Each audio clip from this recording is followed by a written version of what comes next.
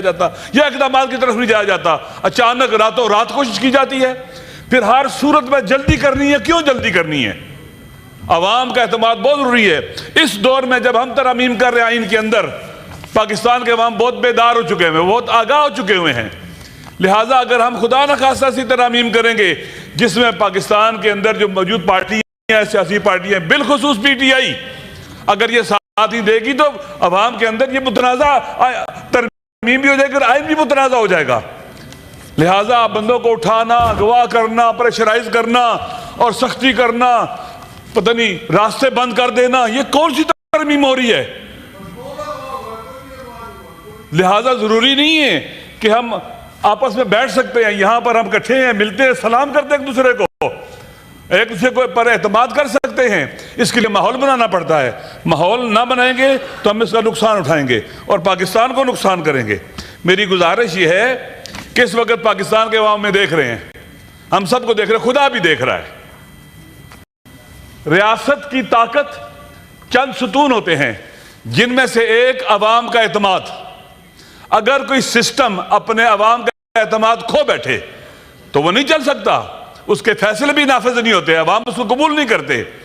मेरी गुजारिश यह है कि सेनेट को, पार्लियामेंट को अपने अच्छे इक़दाम के जरिए अवाम के ट्रस्ट को और एतमाद को हासिल करना चाहिए।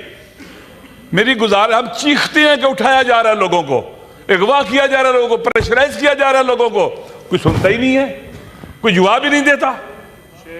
आए हम पाकिस्तान को, पाकिस्तान की खातिर हम इकट्ठे हों, पाकिस्तान की खातिर तरमीम करें, फर्द वाहिद की खातिर हम न जाएं ऐसी चीजों के पीछे। फिर देखें, कानून के अंदर, आइन के अंदर 3 कुआ मुहिम है, मुकन्नना है, मुजरिया है और अदलिया है। अगर इनका इस्तिकलाल क्वेश्चन हो जाएगा, ये अपना इस्तिकलाल खो बैठेंगे, तो इसका मतलब यह है कि आपका सिस्टम नहीं चलेगा। 3 सुतून है, तीनों को मुस्तकिल होना चाहिए, मुदाखलत नहीं होनी चाहिए।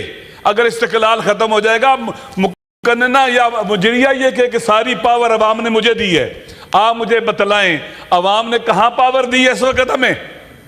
2024 8 फरवरी को जो हुआ और जो फिर 9 को हुआ, अवाम की तो राय, हक रायदही पर डाका डाल दिया गया।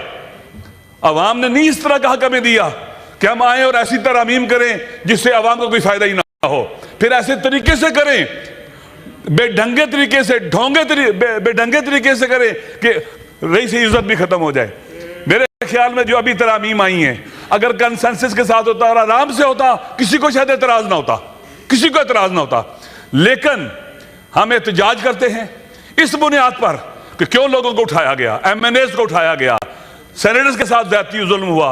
अख्तर जान साहब यहां आए, बैठे रहे कि मेरे 2 सेनेटर को मैंने ढूंढने आया हूं, जो भी अभी आए उस वक्त नहीं थे, वो इधर बैठे हुए थे अख्तर जान साहब, मैं उन्हें मिलने गया।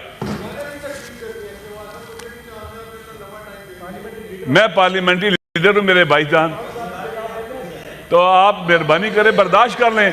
आपने बिल तो पास करवा लेना है, लेकिन बर्दाश्त कर लें थोड़ा सा, कोई मसला नहीं है। ये वाइंड अप कर रहे हैं, मैं वाइंड अप कर रहे हैं। देखें, ये तो ज्यादती है मेरे ख्याल में, ये मेरा टाइम जो लिया है इसको इजाफा करें, आप इंटरफेयर ना करें। लिहाजा इस मसले में यहां पर तवज्जो प्लीज प्लीज।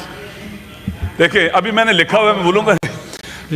देखिए, हम मौलाना फजल रहमान साहब का शुक्रिया अदा करते हैं जिन्होंने एक इंतहाई अक्लमंद सियासतदान का रोल प्ले किया, समझदारी का रोल प्ले किया। वो जो खराबियों और बर्बादियों के इम्कानात थे वो कम हो गए। एक सीजन सियासतदान ऐसे ही करता है। और मेरे ख्याल में देखें, काश उसको आपको अगर अमल करते और मौका उनको देते ना, तो आपको बंदे उठाने की जरूरत नहीं थी, किसी को दबाव में डालने की जरूरत नहीं थी। आपका फायदा था, आपकी इज्जत थी इसमें। अभी कोई इज्जत नहीं है। अभी अवाम को सब कुछ पता चल चुका हुआ है, कौन कौन उठा हुआ है, किस किस को दबाया गया है, किस किस को लालच दिया गया है।